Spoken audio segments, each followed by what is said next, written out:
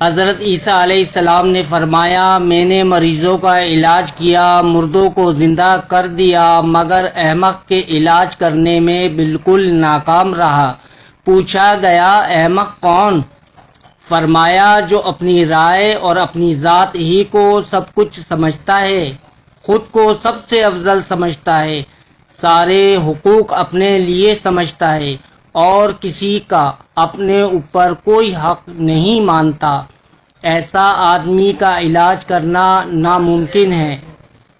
اپنے جسم کو ضرورت سے زیادہ نہ سنوارو، اسے تو مٹی میں مل جانا ہے۔ سنوارنا ہے تو اپنی روح کو سنوارو، کیونکہ اسے اللہ تعالیٰ کے پاس جانا ہے۔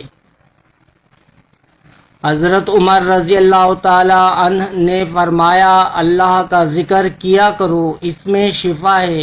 لوگوں کا ذکر، غیبت، چغل خوری، بہتان مت کیا کرو، اس میں بیماری ہے۔ رشتے قدرتی موت نہیں مرتے، ان کو ہمیشہ انسان ہی قتل کرتا ہے، کبھی نفرت سے، کبھی نظر اندازی سے اور کبھی غلط فہمی سے۔ زندگی میں وہ لوگ پرسکون رہتے ہیں جو پوری نہ ہونے والی خواہشوں سے زیادہ ان نعمتوں پر شکر کرتے ہیں جو انہیں اللہ نے عطا کی ہیں۔ الحمدللہ رب العالمین۔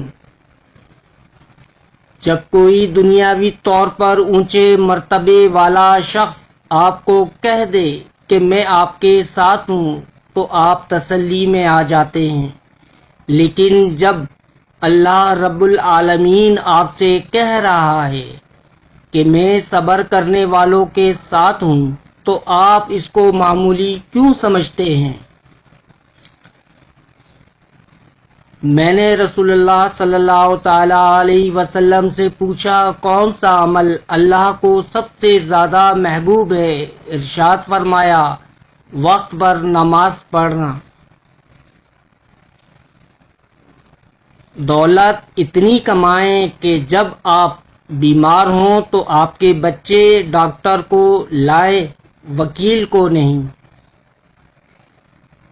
بدگمانی میں اتنی طاقت ہے کہ وہ ذہنی سکون برباد کرنے کے ساتھ ساتھ انسان کے خونی رشتوں کو بھی منٹوں میں ختم کر دیتی ہے۔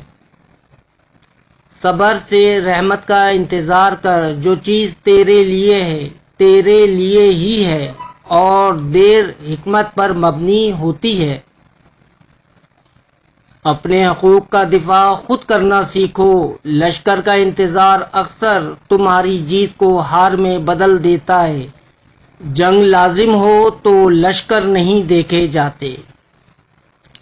بہترین انسان اپنے عمل سے پہچانا جاتا ہے، ورنہ اچھی باتیں تو برے لوگ بھی کرتے ہیں۔ سروں پر شفقت کے پھیرنے والے ہاتھ جتنے کم ہوتے جائیں گے، زندگی کی تلخیاں اتنی ہی بڑھتی جائیں گی۔ اپنے بزرگوں کی قدر کیجیے۔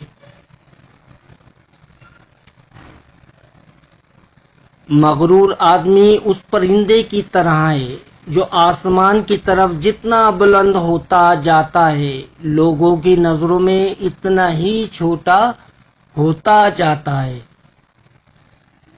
سمجھدار بیوی وہ ہوتی ہے جو زندگی کے معاملات میں خاوند کو بڑا بنا کر رکھے، کیونکہ خاوند کو اللہ نے مرتبے میں بڑا بنایا ہے۔ کبھی بھی کسی انسان کو اس مقام تک نہ لے کر آئیں کہ وہ انسان آپ کو بددعا دینا شروع کر دے۔ پہلے شرم کی وجہ سے پردہ کیا جاتا تھا، اب پردہ کرتے ہوئے شرم آتی ہے۔ آپ کے اخلاق کی قدر بھی لوگ اس وقت کریں گے جب آپ کے پاس دولت اور طاقت ہو۔ غریب کتنا ہی خوش اخلاق ہو، لوگ اس کے اخلاق کو اس کی مجبوری سمجھتے ہیں۔ کسی کے وقت پر ہنسنے کی غلطی نہ کرنا، یہ وہ وقت ہے جو چہرہ یاد رکھتا ہے۔ زندگی امتحانوں سے بھری پڑی ہے، ہر روز آپ کا امتحان ہوتا ہے، کبھی آپ پاس ہوتے ہیں، کبھی آپ ناکام ہوتے ہیں، بس اتنا ہی اہم ہے، آپ سیکھتے ہیں۔ لوگوں نے بلڈ پریشر کے ڈر سے نمک کھانا چھوڑ دیا، شوگر کے ڈر سے میٹھا کھانا چھوڑ دیا، لیکن اللہ کے ڈر سے حرام کھانا نہیں چھوڑا۔